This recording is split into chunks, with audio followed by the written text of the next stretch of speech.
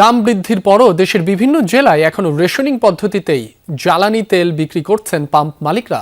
তবে রেশনিং পদ্ধতি চালু থাকলেও অনেক জায়গাতেই আগের তুলনায় গ্রাহকদের কাছে বেশি পরিমাণে তেল বিক্রি করা হচ্ছে।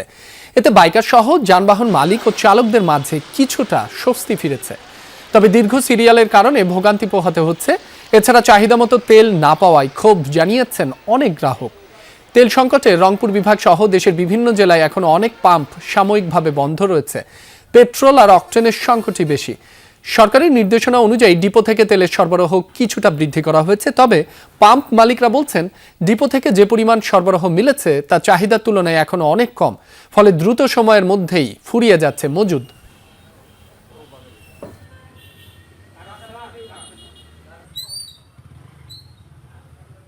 দীর্ঘ লাইনে দাঁড়ানো লাগতেছে, যেটা আমার কর্মঘণ্টা সেটা আমাদের নষ্ট হয়ে যাচ্ছে। চাহিদার মধ্যেই তেল পাচ্ছি, কিন্তু লেট হইতেছে সব দামের কারণে। কেউ আগ দিয়ে ঢুকাই দিচ্ছে, কেউ এনকার গাড়ি, কেউ ওনকার গাড়ি। পেট্রোল অকটেনটা হয় কি, প্রশাসন আসে, প্রশাসন না হলে অত চাপ বেশি হয়, এই জন্য প্রশাসনের মাধ্যমে দেওয়া হয়। আর ডিজেলটা আমরা প্রশাসনের মাধ্যমে অনুমোদন নিয়ে আমরা বিতরণ করি। খুলনায় জ্বালানি তেল সরবরাহ পরিস্থিতি জানাতে যুক্ত হচ্ছেন সহকর্মী প্রবীর বিশ্বাস। প্রবীর, সকাল থেকে পাম্পগুলোর চিত্র কেমন দেখছেন? ডিপো থেকে জ্বালানি তেল সরবরাহ বৃদ্ধির পর কতটা প্রভাব পড়েছে? গ্রাহকরা কি আগের চেয়ে বেশি তেল পাচ্ছেন?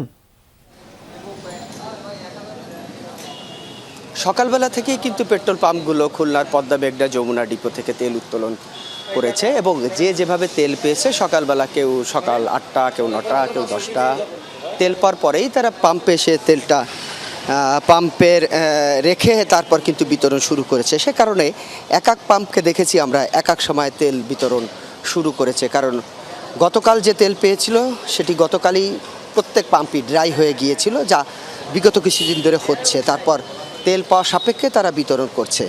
পাম্প মালিক যারা রয়েছে তারা বলেছে আজকে কিছুটা হলেও ডিপো থেকে তেল বেশি উত্তোলন করতে পেরেছে। যেমন যে পাম্পে আমরা রয়েছি, এই পাম্পে গতকাল 3000 লিটার পেট্রোল পেলেও আজ 3000 লিটার পেয়েছে। তবে অকটেন গতকাল 3000 পেয়েছিল, আজ অকটেন 6000 লিটার পেয়েছে। তবে ডিজেল পায়নি, এটা নিয়ে একটু কথা রয়েছে। যারা দীর্ঘ লাইনে দাঁড়িয়ে আছে, একটু কথা বলি। কত সময় দাঁড়িয়েছেন, কি ভোগান্তি হচ্ছে আজকে? প্রায় 1 ঘন্টা, প্রায় 1 ঘন্টার বেশি হবে দাঁড়িয়ে আছি। এই নিতে আসি, কষ্ট করে চালাইতে হয়েছে আর কি। কাগজ ছাড়াও গাড়িতে তেল দেয় না, এখন তো দেয়। প্রায় 1 ঘন্টা রোদের মধ্যে দাঁড়িয়ে তারপর লাইনের সামনে আসতে সক্ষম হয়েছে একজন বাইকার। আমরা তাকে বলেছিলাম, আপনি বলেন তো, এই যে লাইনে দাঁড়ানোর ফলে কর্মঘণ্টা কাজকর্ম কিভাবে অসুবিধা হচ্ছে? আসলে একটু সমস্যা হচ্ছে, কিন্তু তারপরেও তো এখন যতটুকু না নিয়ে পারা যায় আর কি। যতটুকু আমার গাড়িতে তেল নাই বেশি, তারপরে মানে এখন চলার জন্য আর কি, চলার জন্য তেল নিচ্ছেন। অনেক ধন্যবাদ আপনাকে।